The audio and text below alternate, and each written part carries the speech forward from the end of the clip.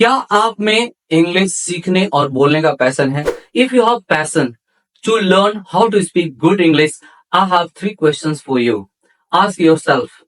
First question is, why do you want to speak English? आप अंग्रेजी क्यों बोलना चाहते हो? रीजन क्लियर करो, कारण बताओ कि आप क्यों करना चाहते हो. Second question is, at the current how much knowledge do you have about English speaking and English language? Where do you stand? आपकी अभी वर्तमान में क्या स्थिति है? आप कितना नॉलेज है? कहाँ पे आप कमजोर हैं? And the third question is, how will you speak good and fluent English? तीसरा क्वेश्चन है कि आप फ्लुएंट और बहुत अच्छी इंग्लिश कैसे बोलोगे? कैसे बोलोगे? तो इस वीडियो में बताने जा रहा हूं 4 स्टेप्स प्रोसेस, इसलिए मेरे साथ इस वीडियो में बने रहें अंत तक. My name is Anil Maurya and English lecturer. Welcome to my YouTube channel. 3 questions हैं, आप अपनी डायरी में भी लिख सकते हैं और लिखिए और बताइए, अपना फाइंड आउट कीजिए कि आपके इंग्लिश में क्या वीकनेसेस हैं और आप कहां पहुंचना चाहते हैं. Yes, where do you want to reach in English? So definitely मुझे आशा है कि आप जरूर लिखेंगे और मुझे भी आप कमेंट बॉक्स में इन 3 क्वेश्चन का आंसर भी दीजिए, ताकि मुझे पता चले कि आपका रीजन क्या है और आप कैसे इंग्लिश बोलना चाहते हैं, आपका गोल क्या है लाइफ में, आप क्या करना चाहते हैं, ताकि आपका मैं जवाब देख सकूं और फ्यूचर में आपकी मदद कर सकूं. तो आइए जानते हैं इन 3 क्वेश्चंस का जवाब. अब मैं स्टेप वाइज बताने जा रहा हूं. पहला, जब आपका वाई क्लियर हो जाए वो आता है रीजन. और जब आपका गोल सेट हो जाए कि मुझे बहुत ही अच्छी इंग्लिश बोलना है, मुझे फ्लुएंट स्पीकर बनना है और मैं दुनिया के किसी भी लोगों से, चाहे किसी भी देश में जाऊं, मैं कॉन्फिडेंटली इंग्लिश में बात कर सकूं, तो आपका ये विजन हो गया. आप स्कूल के स्टूडेंट हो सकते हैं, कॉलेज के स्टूडेंट्स हो सकते हैं, प्रोफेशनल हो सकते हैं या बिजनेसमैन हो सकते हैं. यदि आपको इंग्लिश में चैलेंजेस आ रही हैं तो आप सही प्लेटफॉर्म पर है और सही वीडियो देख रहे हैं. तो जानिए, सबसे पहले रीजन अपना क्लियर कीजिए. आपका विजन क्या है? जब आपका विजन क्लियर हो जाता है तो आपको लेना है एक्शन.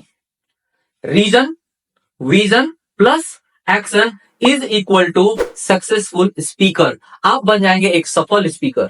यस, ये 3 स्टेप्स को फॉलो करने के लिए, इससे भी ज्यादा महत्वपूर्ण है, यानी इन तीनों को फॉलो करने के लिए पहला 4 स्टेप्स प्रोसेस जो मैंने बताया था, उसमें पहला है पैशन.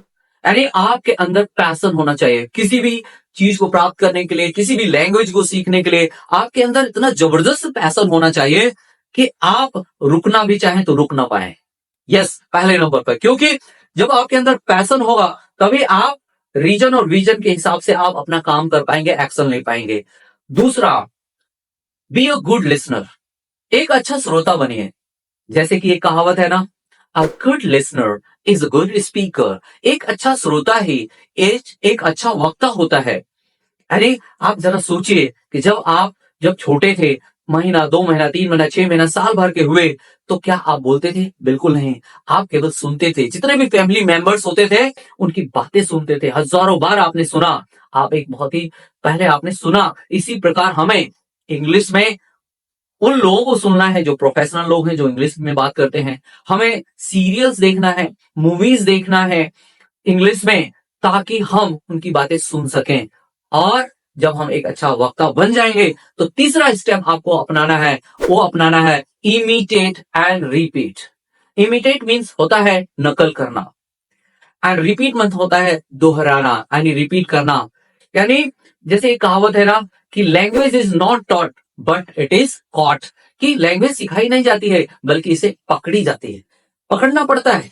मैं आपको एग्जांपल देना चाहता हूं. जब आप अपने परिवार में जब न्यू बेबी बोर्न हुए तो क्या आप बोलते थे? बिल्कुल नहीं बोलते थे. 1 महीने का हुए, 2 महीने का हुए, 3 महीने, चौथे महीने से रिएक्शन देना शुरू करता है वो बच्चा छोटा सा, और आप सुनते रहते हैं. आपके सामने आपकी मदर आती हैं, आपके फादर आते हैं, आपके ब्रदर आते हैं, वो बताते हैं कि she is your mother, he is your father. आप ऐसे इंट्रोडक्शन देते हैं और उसे कहते हैं कि ये दूध पी ले बेटा, ये है. वो कुछ नहीं जानता कि ये दूध है या पानी है, कुछ नहीं जानता.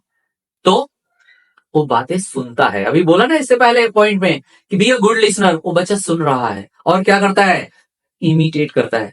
जैसे आपके फैमिली में से कोई ये बोलता है कि अभी मारूंगा, जैसे ही वो 8-10 महीने का बच्चा हो जाता है तो रिएक्ट करना भी शुरू करता है, वो भी साल भर के बाद क्या कहता है, मैं भी मारूंगा। तो ये क्या है, वो बच्चा सबसे पहले सुना 10 महीने 12 महीने तक, इसके बाद वो इमिटेट करता है, नकल करता है और उसी बात को दोहराता है। जब आप कहते हैं मैं मारूंगा तो बच्चा भी कहते हैं मैं मारूंगा। जब जैसा आप एक्शन करते हैं वैसे ही बच्चे का रिएक्शन आता है। तो कौन सा वो बच्चा स्कूल गया था सीखने के लिए, कौन सा वो क ख ग या एबीसीडी सीखा था, नहीं ना। जैसे ही वो 1.5 साल 2 साल का बच्चा हो जाता है, 2.5 साल का हो जाता है, तो बहुत अच्छी हिंदी बोलने लगता है। यदि वो हिंदी फैमिली में पैदा होता है, यदि वो इंग्लिश फैमिली में पैदा होता है तो वो अंग्रेजी बोलने लगता है। यदि आप उड़िया में पैदा होते, आप उड़िया बोल रहे होते, आप दुनिया की किसी भी भाषा में जो फैमिली में बोली जाती है, जो माहौल में, जो स्कूल में कॉलेज में बोली जाती है, वही बच्चा अपनाता है और सीखता है। इसलिए मैं कहता हूं इमिटेट एंड रिपीट। अब मैं चौथा पॉइंट बताने जा रहा हूं, वो है inculcate the habit of speaking. आपको बोलने की आदत डालनी है, मन में डालनी है, दिल से डालनी है, तभी आप इंग्लिश बोलेंगे। इंग्लिश बोलने के लिए आपको क्या करना होगा, जब आप सुन लिए, जब आप नकल करने का प्रयास कर रहे हैं तो आपको बोलने का भी प्रयास करना है। मैंने बोला था ना, reason plus vision plus action is equal to successful speaker. तो उसका ही सीक्वेंस है, मैं आपको सीक्वेंस में बता रहा हूं। तो जब आप रिपीट करेंगे, इमिटेट करेंगे, रिपीट करेंगे, तो आप उसको एक्शन में लाएंगे। यानी इंग्लिश बोलने से आती है। यदि आपको तैराक बनना है तो आपको पानी में उतरना ही होगा। यदि आपको इंग्लिश बोलना है तो आपको इंग्लिश लोगों के साथ बोलनी होगी। तो आप क्या करेंगे इसके लिए, speak with classmates, class fellows, colleagues, professional people, business people, neighbours, those who are interested, you can speak with them. जो इंटरेस्टेड हो उनके साथ आप बोलिए। You find a suitable one interested friend who can speak with you and you can share your feelings and emotions with your friend. So that will really help you in speaking, in cultivating the habit of speaking. और इसी के साथ जो C option है आपके लिए, choose a mentor. आपको एक मेंटोर की जरूरत है, एक गुरु की जरूरत है, जिसके साथ आप लगातार कंटिन्यू कनेक्शन में रहें और सीखते रहें और बोलते रहें। आपको कोई भी समस्या आती है, कोई भी चैलेंजेस आती है इंग्लिश सीखने में या बोलने में, ताकि आप उसके साथ शेयर कर सके और कॉन्फिडेंस फील कर सकें। और जब ये सारे प्रोसेस फॉलो करते हो, 4 स्टेप्स, नंबर 1 आपको मैंने बताया था, आपके अंदर पैशन होना चाहिए। आज की दुनिया ना जुनूनी लोगों के वही कुछ दुनिया में इतिहास रच पाते हैं जिसमें जुनून होता है, राइट। तो पहला पैशन, दूसरा बी अ गुड लिसनर, तीसरा इमिटेट एंड रिपीट, और fourth inculcate the habit of speaking. ये मैंने आपको 4 स्टेप्स बताए थे। और पांचवे में आपको किसी न किसी मेंटोर के संगत में रहना है, जैसी संगत वैसी रंगत। अब मैं बताने जा रहा हूं आपको इंग्लिश लैंग्वेज के 4 पिलर्स, जिन 4 पिलर्स पे पूरी इंग्लिश की दुनिया टिकी हुई है। किसी भी लैंग्वेज को सीखने के लिए एक प्रोसेस है, एक सीक्वेंस है। अभी तक यदि आपको इंग्लिश नहीं आई है, आपको इंग्लिश में चैलेंजेस आ रहे हैं, तो कारण ये 4 पिलर्स हो सकते हैं, ये 4 पिलर्स। और दुनिया की कोई भी भाषा आप सीखना चाहें तो आप सेंटेंस में ही बात करते हैं, सेंटेंस में ही लिखते हैं, सेंटेंस में ही बुक लिखी जाती है, सेंटेंस में ही न्यूज़पेपर मैगजीन्स लिखे जाते हैं। क्या आपने कभी सोचा? डेफिनेटली। जैसे कि मैं एक एग्जांपल देता हूं, जैसे कोई व्यक्ति जा रहा है और मैं उसे इंग्लिश में कहता हूं रुको, स्टॉप, ये पूरा सेंटेंस है। बड़े बड़े सेंटेंस भी होते हैं, एक्टिव वॉइस में हो सकते हैं, पैसिव वॉइस में हो सकते हैं, नरेशन में हो सकते हैं, बट सेंटेंस में बात होती है। सो इसलिए जानना है, जो सबसे जो बीच है, जो सेंटर पॉइंट है, वो है सेंटेंस स्ट्रक्चर। यानी सेंटेंस बनाना हमें आ गया ना, चाहे आप स्कूल में है या कॉलेज में है या प्रोफेशनल है आपका, जब आप इंग्लिश लिखते हैं तो आप दिक्कत होती है, रॉन्ग हो जाती है, आप एक्सप्रेस नहीं कर पाते। केवल एक ही कारण है, वो है आपका सेंटेंस स्ट्रक्चर में आप वीक है।